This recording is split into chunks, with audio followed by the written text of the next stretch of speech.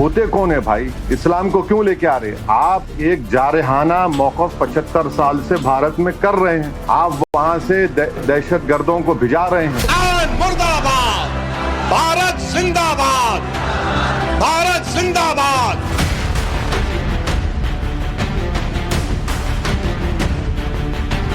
अगर कोई पूछे कि पाकिस्तान में आजकल क्या चल रहा है तो इसका सिर्फ एक जवाब है, हैदराबादी भाईजान ओवैसी का खौफ चल रहा है। भाईजान को पानी पी पी कर कोस रहे हैं, ओवैसी के यू टर्न का रोना रो रहे हैं। पूरे पाकिस्तान में आज ओवैसी का शोर है कि ओवैसी पूरी दुनिया के सामने पाकिस्तान की पोल खोल रहे हैं। ये लोग बोल रहे कि इस्लाम की जंग हो रही है भारत से। कौन सा इस्लाम है तुम्हारा, बताओ? 20 करोड़ मुसलमान भारत में रहते हैं और हनफी फिक़्ह का पूरी दुनिया का सबसे मशहूर आलिम दीन मौलाना खालिद सैफुल्लाह रहमानी हैदराबाद में रहते हैं। सबसे बड़ा आलिम है, फ़क़ीहुल असर कहते हैं उनको। आप कहते हैं इस्लाम की बात करते हैं, फिर आपने ईरानियन आउटपोस्ट पे गोलियां चलाई तो वहाँ सीसा पिला हुई दीवार भूल गए। बलूचियों पर आप कत्ल करते हैं, सीसा पिला भी दीवार भूल गए आप। अफगानिस्तान में आप यकीन नहीं करेंगे, जब 9/11 के बाद यही हुकूमत थी, यही इस्टेब्लिशमेंट था जो मासूम लोगों को, जो डॉक्टर्स थे, इंजीनियर्स थे, सर्जन्स थे, सिर्फ $15,000 के एवज में उनको अमेरिकनों को बेच दिया।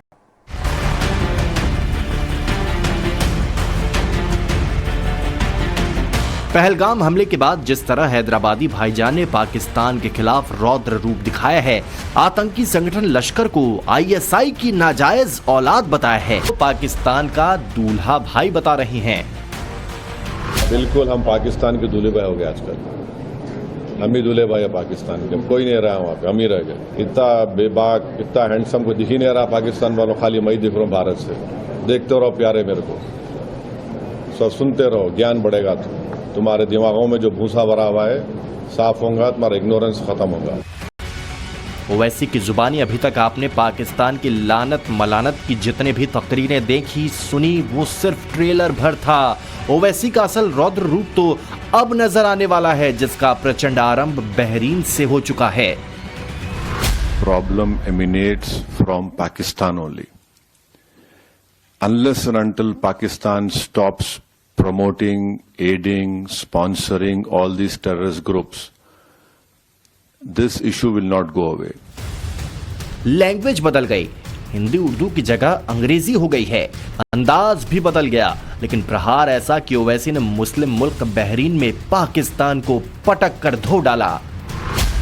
पाकिस्तान फेल स्टेट है, आतंकियों का पालनहार है, आतंकी संगठन ISIS जैसा है, कर्ज लेकर आतंक फैलाता है, इस्लाम को बदनाम करता है, कुरान को एकदम नहीं समझता, मानवता के लिए खतरा है। साथ ये चेतावनी भी थी कि जब जब पाकिस्तान दुस्साहस करेगा तब तब मुंह की खाएगा, क्योंकि नया भारत किसी को छेड़ता नहीं और जो छेड़ता है उसे छोड़ता नहीं।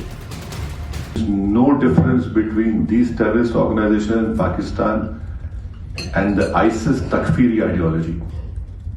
This we must remember. This is a menace to the whole humankind, and we have to put an end to it, because they have used religion to justify killing of people, and the whole world knows that Islam has condemned terrorism. Quran has categorically stated that killing of one innocent person, the Quran has not said killing of one innocent Muslim, it said killing of one innocent person is like killing of whole humankind.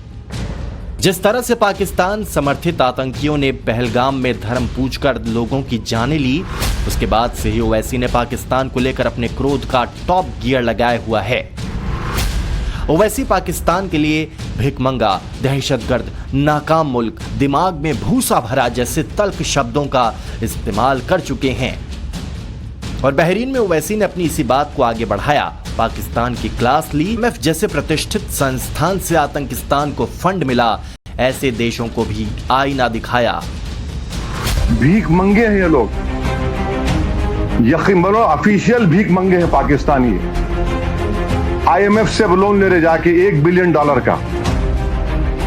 आप 75 साल से आपने क्या किया? किसने आपको ये मजबूर किया IMF का लोन लेने के लिए? और अफसोस की बात यह है कि IMF का लोन ले रहे हैं और ये इंटरनेशनल ये इंटरनेशनल मॉनेटरी फंड नहीं, ये इंटरनेशनल मिलिटेंट फंड दे रहे हैं पाकिस्तान को, वो इस्तेमाल करेंगे। अब आप देखिए ये USA है, जर्मनी है, जापान है, ये कैसा है लोग इसको अग्री कर रहे हैं, जबकि हमारी जमीन पर, हमारे घरों पर, हमारे सिपाहियों पर हमले हो रहे हैं। पहलगाम हमले के बाद से ही ओवैसी पाकिस्तान पर लगातार हमलावर हैं। हमले के तुरंत बाद असदुद्दीन ओवैसी ने पहले बयान में साफ कर दिया था कि वो आतंकियों को गाली देने से भी नहीं चूकेंगे। पाकिस्तान ने जैसे इस जंग को मजहबी रंग देने की कोशिश की, ओवैसी अपनी तकरीरों से पाकिस्तान की इस कोशिश पर हर जगह पानी फेरते नजर आए। अभी उन्माद फैलाने का जो कुचक्र रचा था, उसकी ओवैसी जैसे नेताओं ने हवा निकाल दी। यही वजह है कि पाकिस्तान में ओवैसी के खिलाफ तेजाबी तकरीरों का दौर शुरू हो गया है। पहलगाम हमले के बाद हैदराबादी भाईजान ओवैसी ने अपने बयानों से लगातार न सिर्फ पूरे देश का बल्कि पूरी दुनिया का ध्यान अपनी तरफ खींचा है, खास तौर पर पाकिस्तान का। ओवैसी हर कदम पर मोदी सरकार के साथ खड़े नजर आ रहे हैं और पाकिस्तान के खिलाफ भी सबसे मुखर होकर उसकी बैंड बजा रहे हैं। आदि भाईजान और AIMIM चीफ असदुद्दीन ओवैसी ने अपना राष्ट्र धर्म क्या निभाया, पाकिस्तानी मौलानाओं के लिए तो जैसे पूरा सीन ही बदल गया। सोशल मीडिया में प्रोपेगेंडा फैलाया जा रहा है, तो दूसरी तरफ ओवैसी मुस्लिम मुल्कों में पाकिस्तान के झूठ की फाइलें खोल रहे हैं, उसके नापाक मजहबी एजेंडे की हवा निकाल रहे हैं। खान मजहब के नाम पर जो उन्माद फैलाने की कोशिश कर रहा है, उसकी लंका लगा रहे हैं। साथ ही साथ ये चेतावनी भी दी कि जब जब पाकिस्तान दुस्साहस करेगा तब तब मुंह की खाएगा, क्योंकि नया भारत किसी को छेड़ता नहीं और जो छेड़ता है उसे छोड़ता नहीं।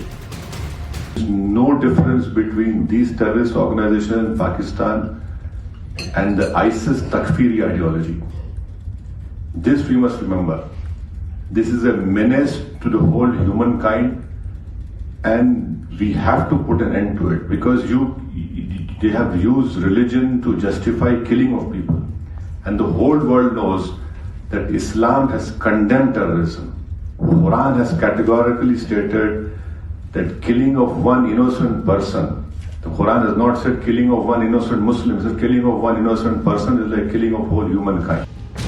जिस तरह से पाकिस्तान समर्थित आतंकियों ने पहलगाम में धर्म पूछकर लोगों की जानें ली, उसके बाद से ही ओवैसी ने पाकिस्तान को लेकर अपने क्रोध का टॉप गियर लगाया हुआ है।